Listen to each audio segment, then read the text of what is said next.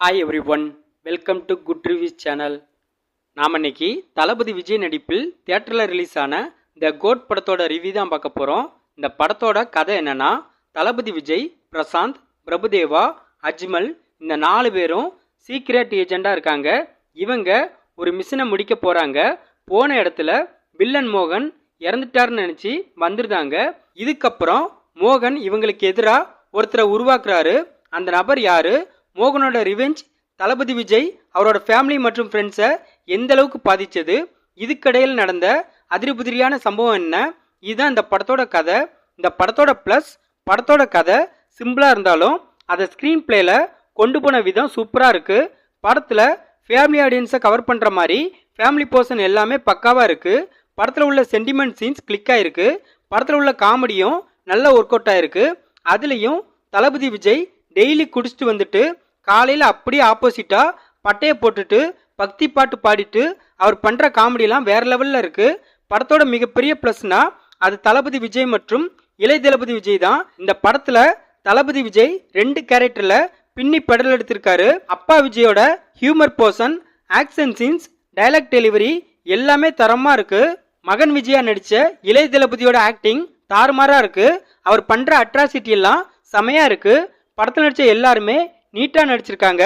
படத்தில் வர அடுத்தடுத்த ட்விஸ்ட் நம்மளை என்கேஜாக பார்க்க வைக்குது. படத்தோட டைரக்டர் வெங்கட் பிரபு ஒரு நார்மலான ரிவெஞ்ச் ஸ்டோரியை ரசிகர்களுக்கும் ஃபேமிலி ஆடியன்ஸுக்கும் பிடிச்ச மாதிரி நல்லா ப்ரெசென்ட் பண்ணியிருக்காரு. படத்தில் வர கேமியோ ரோல் சீன்ஸ், அதர் ஆக்டரோட ரெஃபரன்ஸ் சீன்ஸ் எல்லாமே ஃபர்ஸ்ட் கிளாஸாக இருக்குது. இந்த படத்தில் நிறைய சீன்ஸ் எனக்கு பிடிச்சிருந்துச்சி. அதுலேயும் ஜெயராம் மற்றும் அஜ்மலை ஒரு நபர் கொன்னுட்டு தப்பிச்சு போவார். அந்த நேரம் தளபதி விஜய் அந்த கொலையாளியை தேடிட்டு இருப்பாரு. அந்த சீன்லாம் இன்ட்ரெஸ்டிங்காக இருந்துச்சு. படத்தில் நம்ம யாரெல்லாம் இறந்துட்டாங்கன்னு நினைக்கமோ அவங்கெல்லாம் மறுபடியும் வருவாங்க. அந்த சீனும் படத்தில் பிடிச்சிருந்துச்சி. படத்தில் விசில் போடு, மட்டை, சின்ன சின்ன கண்கள் இந்த 3 சாங்குமே பிரமாதமாக இருந்துச்சு. படத்தோட சினிமாட்டோகிராஃபி சூப்பராக இருக்குது. இந்த படத்தோட மைனஸ், படத்தில் லாஜிக்குங்கிறது சுத்தமாகவே இல்லை. படத்தோட ஆரம்ப காட்சியில் ஒரு ட்ரெயின் ஃபைட் வரும், அதெல்லாம் சரியில்லை. படத்தோட லாஸ்ட் ஃபைட்டில் கிரிக்கெட் ஸ்டேடியத்து மேலே தளபதி விஜய் பைக்கில் அங்கேயும் இங்கேயும் பாய்வார், அதெல்லாம் சுத்தமாக சரியில்லை. படத்தில் உள்ள சிஜி அண்ட் விஎஃப்எக்ஸ் ஒர்க் அந்தளவுக்கு சரியில்லை. படத்தில் ஏஐ வச்சு கேப்டன் விஜயகாந்த் வர மாதிரி காட்டியிருக்காங்க, அதுவும் சரியாக ஒர்க் அவுட் ஆகலை. படத்தில் யுவன் சங்கர் ராஜாவோட பிஜிஎம் ஒரு சில இடத்துல மட்டும்தான் ஹைலைட்டாக தெரியுது. மற்ற இடத்துல மியூசிக் போட்டிருக்காரா இல்லையா அப்படிங்கிற மாதிரி தான் இருக்குது. படத்தோட மிகப்பெரிய மைனஸ் டியூரேஷன் தான். படத்தை கிட்டத்தட்ட 3 மணி நேரத்துக்கு எடுத்து வச்சிருக்காங்க.